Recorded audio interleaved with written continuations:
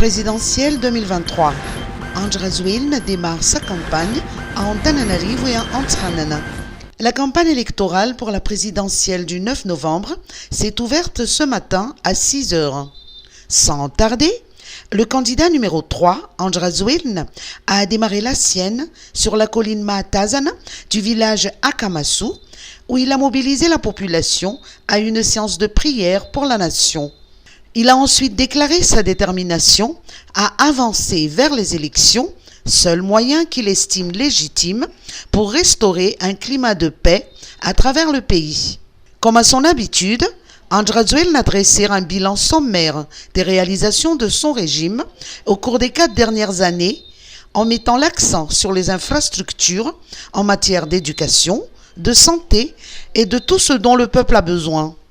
Il a toutefois laissé entendre que beaucoup d'efforts restent à concéder pour les 5 prochaines années dans la concrétisation de l'émergence du pays. Le candidat Andrazuilna s'est ensuite rendu cet après-midi à Antsranana pour sa tournée électorale régionale. Côté collectif des candidats, il reste à son mouvement de revendication de la légitimité totale du processus électoral. Ce matin, les 10 candidats, vêtus de blanc en signe de paix, ont de nouveau conduit une marche pacifique d'Anusibé à Andavamamba, accompagnés de leurs partisans respectifs. Les forces de l'ordre ne sont pas intervenues et la manifestation s'est déroulée sans perturbation. Pour rappel, le 11e candidat, Andrazuilna, a été absent de cette manifestation pour cause d'hospitalisation à l'étranger. Campagne électorale. Les États-Unis en faveur d'élections libres et équitables.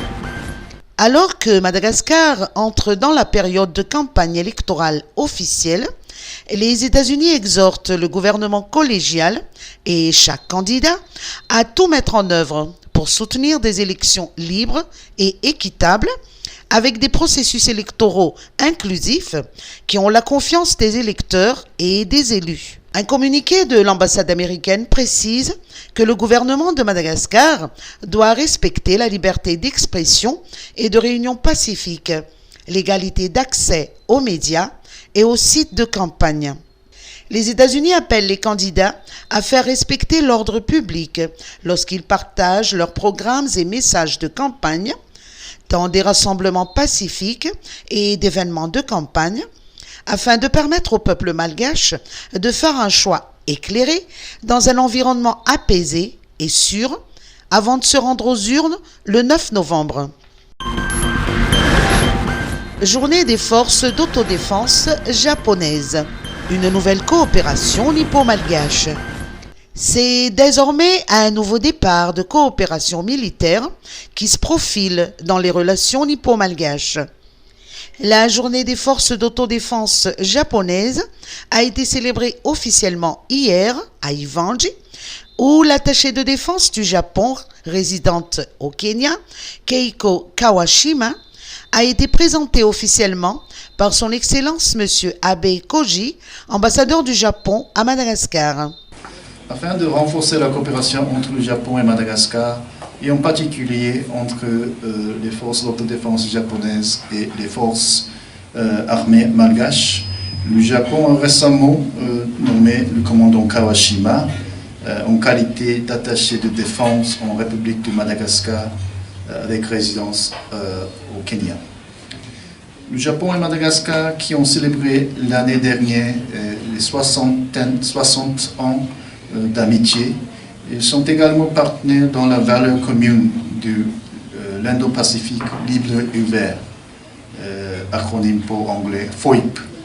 Le ministre malgache de la Défense nationale a loué l'engagement du Japon à Madagascar. Je me félicite de constater que la coopération entre nos deux pays a évolué d'une manière satisfaisante ces dernières années.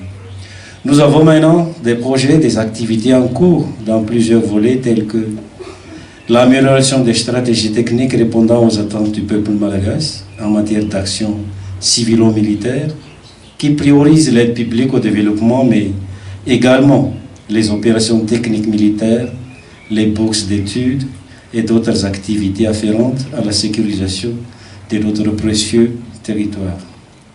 Par ailleurs, je me réjouis de votre initiative qui veut continuer l'engagement japonais sur d'autres projets de grande envergure destinés à soutenir les actions de défense et de sécurité pour le développement, bien sûr, socio-économique de Madagascar et du peuple malagasy à travers vos échanges et relations avec les forces armées malagasy. D'aucuns conviendront en effet que le secteur de la défense et de la sécurité constitue, comme il a souligné tout à l'heure, l'un des fers de lance les plus importants pour assurer la stabilité du pays, surtout en vue des élections à venir.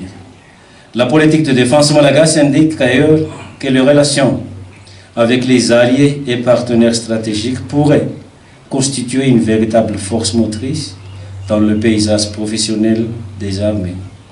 La nouvelle attachée de défense du Japon, basée au Kenya, est issue du 51e escadron de développement aérien et diplômée de l'Université des sciences de Tokyo.